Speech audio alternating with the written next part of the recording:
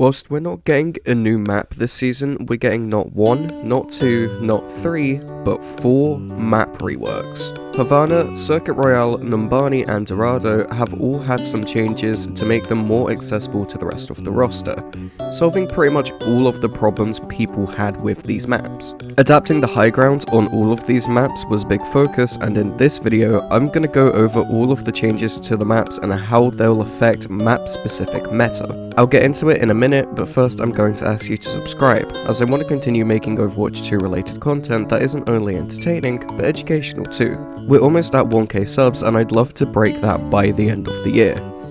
Now, let's get technical and talk nerd stuff. I'm going to start with Dorado because I feel like this is the map that has been impacted the most, and I mean that in a good way. On first point, they've removed the balcony from the offensive top spawn door, added an elevator on the left, and straight up removed the high ground on the right to stop the defensive dive. It kinda sucks for offensive Widow and Ashe players because I know a lot of them like playing that high ground on the right, but it spices up the flow of the game, which is what we desperately needed. Continuing on to second point, the high ground got a staircase added to the front of it so more heroes on the offensive can get up there and force the defense to drop and play point rather than camp up there. Towards the end of the second point, just before you enter the Vishkar pyramid, they've added some cover to the high ground, which is absolutely huge. Whilst there's not much and you'll still probably get destroyed from someone on payload, it definitely helps with survivability. They've done a similar thing with third point, but that's just about it.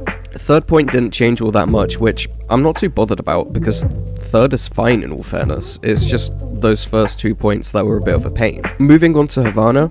On first point, they've added high ground to the offensive spawn and blocked a section of the defensive high ground. They've also lowered the balcony just before you enter the garage at the end of the first point, making it slightly more accessible to heroes that physically can't get up there. Take Hog for example. He'll be able to hook a sniper a lot easier on that high ground because he has better sightlines. On second point, the defensive spawn has changed drastically, adding another door to make it easier to go outside and making the doorways larger. They've also changed the high ground on the left of the payload towards the end of the point by changing the orientation of the staircase and made it a bit more staggered, making it slightly easier to get up there and offering another angle to the teamfights. Finally, on third point, they've made the offensive spawn a bit bigger and changed the layout of the castle exterior a little bit, making it easier to flank on both the offense and defense. There's a much clearer path to take now, making it easier to play around the end of the bridge and the castle archway. I like these changes, they add a lot of variety to the gameplay loop. People are going to be taking advantage of these changes, and rightfully so. I can't wait to backcap on third, it's going to be really fun.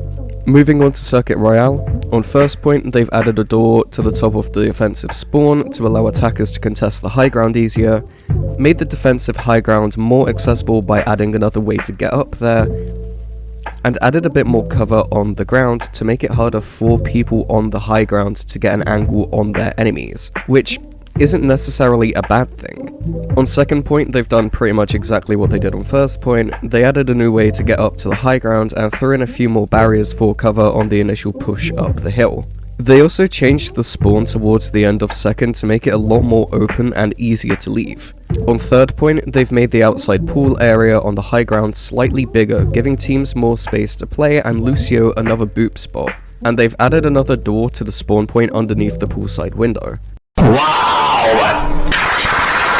They've also slightly opened that weird side room that a lot of people push up into on offense and use to flank point on defense. Overall, some pretty good changes. Nothing really on the same scale as the changes to Dorado or Havana, but they're still welcome nonetheless. Last but not least, let's talk about Numbani.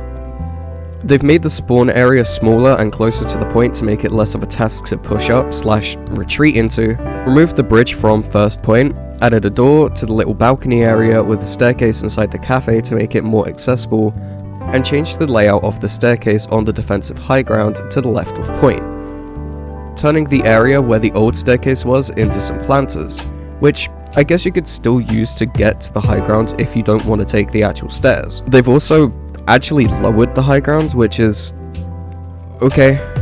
It means Hog can hook you easier from the ground, so just watch out for that. On second point, they've removed the bus near the tower, replacing it with a planter, and on the high ground towards the end of second point, they've added a new staircase that the offense can use to force defense to drop down onto the payload. They actually didn't change anything about third point, which I think is fair enough. I don't have any problems with it other than it's kind of small and redundant, and I don't really think anybody else does either.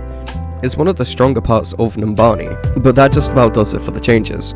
Now, some maps got bigger changes than others, and that's purely because they needed them. As much as I wish they made some substantial changes to third point Numbani, I understand that it doesn't need any because it's such a small point. Same with third point Dorado. There's no point of adding anything big to it because it's just go around these two corners, and that's it. Overall though, these changes are great. I can't wait to play around on these updated maps and see how the changes affect the flow of the game. Kinda weird how they gave Widowmaker the mythic skin and then proceeded to take a lot of the Widowmaker spots out of the maps though. It's a little bit ironic, but I know those nutjobs will find a way around these changes. Anyways, thanks for watching. Once again, I'm going to ask you to subscribe and leave a like on this video, as it lets me know that you've enjoyed it and want to see more. Let me know what you think about these map changes in the comments. Are you excited for them, or do you think that they need to change the maps a little bit more? Finally, have a nice day or night if you're watching this at night, and make sure you check out some of my other videos. Not only will I appreciate it, but you might too.